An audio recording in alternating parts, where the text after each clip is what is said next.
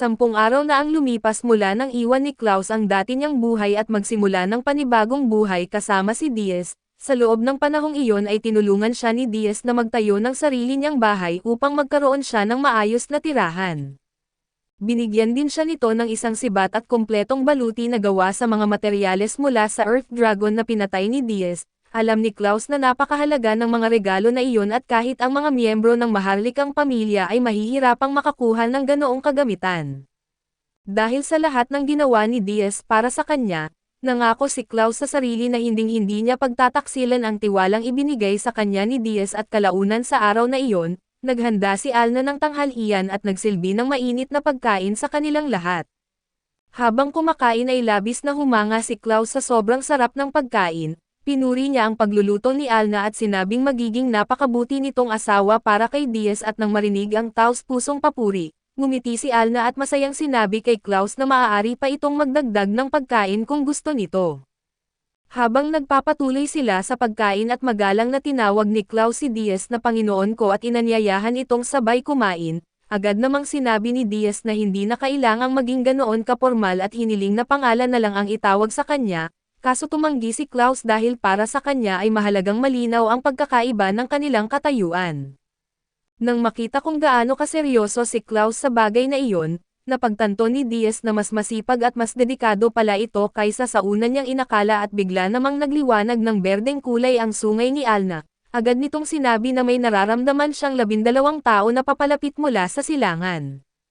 Habang mas lalo niyang sinusuri ang kanilang presensya, nalaman niyang ang isa sa kanila ay napakahina na at malapit ng mamatay at nang marinig iyon, agad na nagpasya si Diaz na pumunta sa bukirin upang alamin ang nangyayari.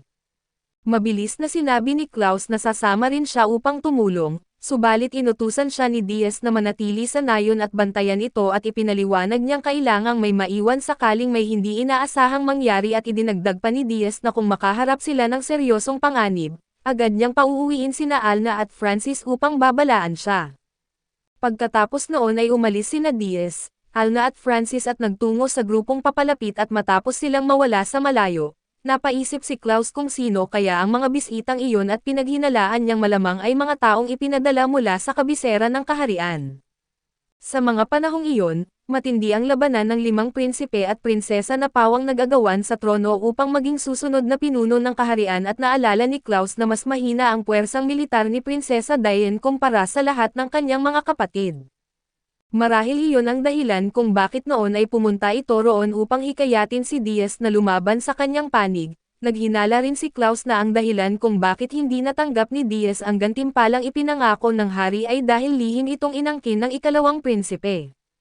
Alam ni Klaus na hindi habang buhay mananatili sa kabisera ang alitan ng mga maharlika, darating ang panahon na aabot din ang labanang iyon sa kanilang nayon at gayunpaman ay hindi siya natatakot sa maaaring mangyari at sa halip ay tahimik siyang nangako sa sarili na kapag dumating ang araw na iyon, handa siyang lumaban at kahit ibigay pa ang kanyang buhay para kay Diaz kung kinakailangan.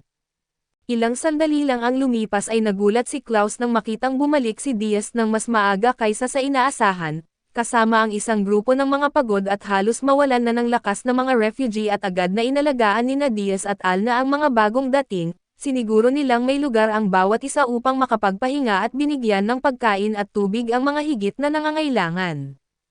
Pagsapit ng gabi ay ipinaliwanag ni Diaz ang buong sitwasyon kay Klaus, sinabi niyang ang lahat ng tao na iyon ay pinalayas mula sa lupang dati nilang tahanan kaya wala na silang ibang mapupuntahan, ang mga matatanda sa kanilang teritoryo ay itinaboy dahil sa matinding kakulangan sa pagkain.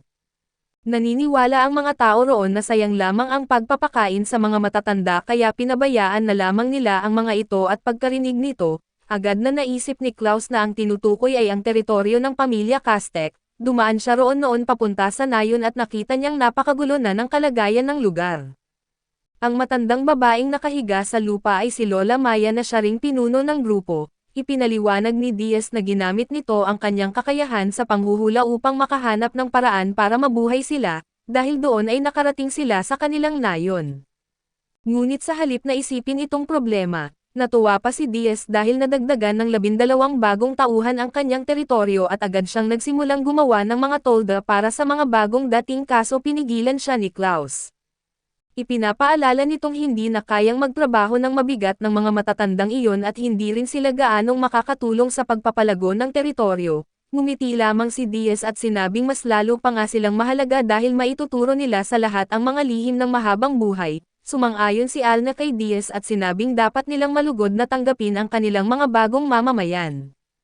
Sa sandaling iyon ay tuluyan ng naunawaan ni Klaus na ang paraan ng pag-iisip na iyon ang dahilan kung bakit napakalayo na nang narating ni Diaz. Naalala niya ang panahon na nagsilbi siyang kabalyero noong digmaan at nang maging desperado ang sitwasyon, pinili ng lahat ng ibang sundalo na tumakas upang iligtas ang sarili. Pero si Diaz lamang ang nanatili at sa halip na isipin ang sarili niyang kaligtasan, niligtas niya ang isang batang umiiyak at ligtas itong naibalik sa kanyang ina at habang papalapit ang mga kalaban na sundalo upang palibutan sila, magkasamang lumaban sina Klaus at Diaz at silang dalawa lamang ang tumalo sa buong pangkat ng kalaban.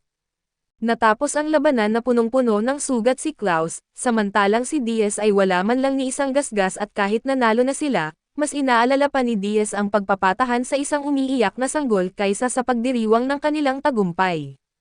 Nang balikan ni Klaus ang alaalang iyon at napagtanto niyang napakatanga pala ng dati niyang paniniwala, noon ay iniisip niyang ang pinakamataas na karangalan ay ang mamatay para kay Diaz, ngunit ngayon ay naunawaan niyang ang tunay niyang tungkulin ay manatiling buhay at patuloy na suportahan si Diaz hanggat kaya niya. Kinabukasan, natapos ni Diaz ang paggawa ng lahat ng tolda kaya nagtipon ang lahat sa loob ng isa sa mga ito upang magdaos ng isang pagpupulong. Sinabi ni Lola Maya kay Diaz na magiging kapaki-pakinabang pa rin ang mga matatanda at kapag dumami na ang balahibo ng kanilang mga tupa, maaari nila itong paikutan bilang sinulid at gawing tela. Naisip ni Diaz na malaking tulong iyon para sa pagunlad ng kanilang nayon, gayunpaman ay napansin ng lahat na tila hindi masaya si Diaz kaya tinanong nila kung ano ang bumabagabag sa kanya, ipinaliwanag niya ngayong sapat na ang dami ng mga naninirahan sa kanilang lugar. Gusto na niyang bigyan ng opisyal na pangalan ang kanilang pamayanan subalit wala siyang maisip na pangalang gusto niya. Mabilis na iminungkahi ng iba na tawagin itong nayon ni Diaz, ngunit tumanggi siya dahil ayaw niyang ipapangalan ang nayon sa sarili niya at sumunod namang nagmungkahi si Klaus ng nayon ng pumatay ng dragon, kaso hindi rin iyon nagustuhan ng lahat. Pagkatapos ay nagsalita si Alna at iminungkahi ang pangalang Ilok, na ang ibig sabihin sa sinaunang wika ay unang nayon at agad na nagustuhan ni Diaz ang pangalang iyon at sumang-ayon ang lahat na iyon ang pinakaangkop, mula noon ay opisyal nang tinawag ang kanilang bagong tahanan na nayon ng Ilok. Pagkatapos ng pagpupulong ay palihim na lumapit si Lola Maya kay Diaz, napansin niyang gusto pa nitong magdala ng mas maraming tao sa nayon kaya nagbigay siya ng isang mungkahi. Sinabi niyang maaari nilang ibenta ang mga materyales ng dragon na kanilang nakolekta at gamitin ang perang kikitain upang bumili ng mga alipin. Agad na tinanggihan ni Diaz ang ideyang iyon dahil labis niyang kinamumuhian ang pang-aalipan at noong panahon ng digmaan, nakakita siya ng napakaraming sundalong inalipin at nakaranas ng matinding pangmamaliit at dahil sa mga karanasang iyon, matagal na niyang ipinasya na ipagbabawal ang pagbili at pagbebenta ng mga alipin sa kanyang teritoryo. Matapos marinig ang kanyang sagot, inamin ni Lola Maya na sinadya lamang niyang banggitin ang ideyang iyon upang subukan ang magiging reaksyon ni Diaz, humingi siya ng paumanhin at ipinaliwanag na ginawa niya iyon dahil dati silang nagdusa sa ilalim ng malupit na pinuno at alam ni Diaz na ang tinutukoy niya ay ang pamilya Castek. Nangako siya na hinding-hindi magiging katulad ng lugar na iyon ang nayon ng Ilok at lahat ng manirahan doon ay palaging tretuhin ng may respeto. Kinabukasan ay dumating sa teritoryo ni Diaz ang isang naglalakbay na mga ngalakal.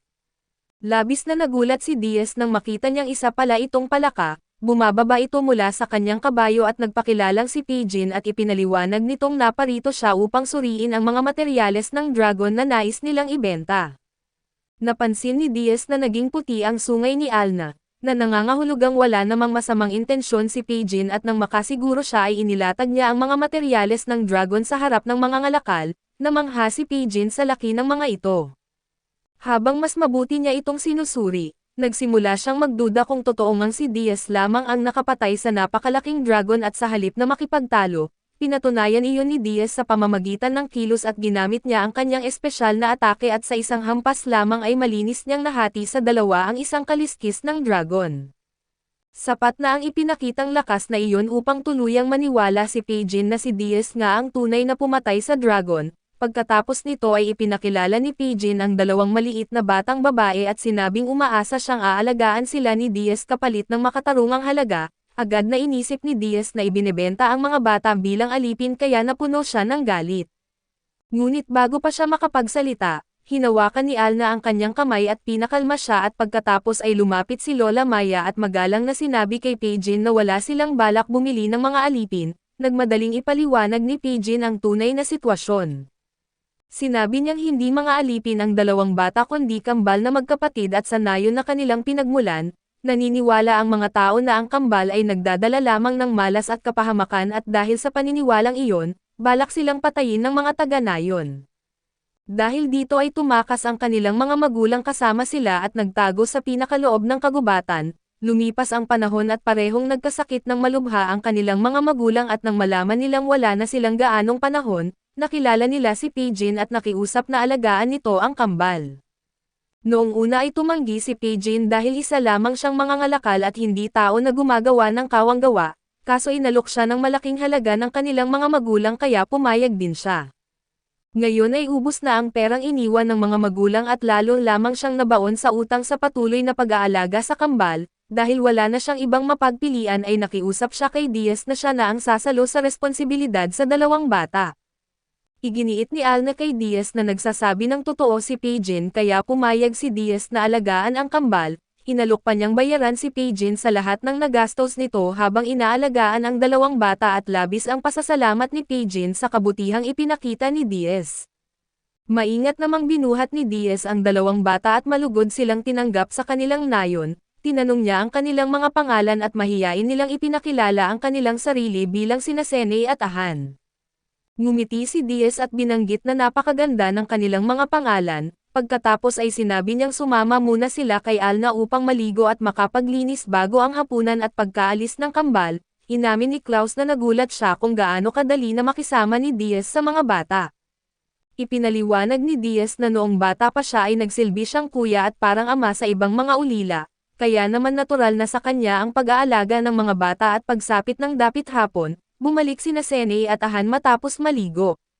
Napansin ni Diaz kung gaano na sila kalinas at kasariwa at kasabay nito ay napansin din ni Lola Maya na hindi ganap na tao ang kambal, gayunpaman naniniwala siyang magiging bahagi sila ng pamilya ng nayon ng Ilok. Makalipas ang ilang sandali, lumapit si Alna sa kambal at ipinaliwanag na ang kanilang mga pangalan ay may malalim na kaugnayan sa buwan ayon sa sinaunang wika. Dahil dito ay binigyan niya ang bawat isa ng isang hiyas at sinabi niyang pinaniniwalaang naninirahan ang kapangyarihan ng buwan sa mga batong iyon. Nang marinig iyon ay naalala ni Sene at Ahan ang kanilang mga magulang, dahil sa alaalang iyon ay pareho silang napaiyak at agad silang niyakap ni Diaz at Alna at inaalog habang sinasabing hindi na nila kailangang mag-alala dahil ligtas na sila ngayon. Habang naglalaro ang kambal kasama ang mga tupa, tahimik na sinabi ni Alna kay Diaz na tila hindi ganap na tao sina Sene at Ahan at tahimik lamang na nakinig si Diaz at hindi siya nagpakita ng anumang pag-aalala. Pagkalipas ng halos 10 araw, mas naging komportable na ang kambal sa pamumuhay sa nayon at nakikita pa silang nagtatalo dahil lamang sa isang kalahating nakain na patatas, bigla namang naramdaman ni Alna na may isang taong papalapit sa kanilang nayon sakay ng kabayo. Sinabi ni Diaz na siya na ang pupunta upang alamin kung sino iyon at bago siya umalis, nakiusap sina Sene at Ahan na sana ay makabalik siyang ligtas at habang nasa gitna ng malawak na kapatagan, nakita ni Diaz ang mangangabayo na papalapit. Naramdaman naman ni Alna ang isang puting presensya mula rito, na nangangahulugang wala itong masamang intensyon at pagdating ni Diaz sa kinaroroonan ng mangangabayo, nagpakilala ang lalaki bilang si Camalots mula sa teritoryo ng pamilya Castek. Ipinaliwanag niya na nais makipagkita ng pinuno ng pamilya Castek na si Lord Elden kay Diaz. Sinabi rin ni Camalots na papunta na si Lord Elden at tinanong kung maaari bang sa loob ng nayon ni Diaz idaos ang kanilang pagpupulong.